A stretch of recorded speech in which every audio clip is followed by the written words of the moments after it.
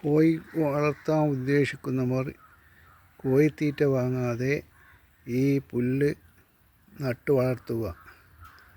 കോഴികളെ ഇഷ്ടമുള്ള ഭക്ഷണമാണ് ഈ പുല്ല്. എൻ്റെ അടുത്തുള്ള 9 കോഴികൾക്കും തീറ്റ കൊടുക്കുന്നത് ഈ പുല്ലാണ്. ഈ പുല്ലിൻ്റെ തൈകൾ വേണമെങ്കിൽ ഇവിടെ വരിക. ഇനി വേണമെങ്കിൽ കോഴികൾ തിന്നുന്നത് നിങ്ങൾക്ക് കാണിച്ചു തരാം.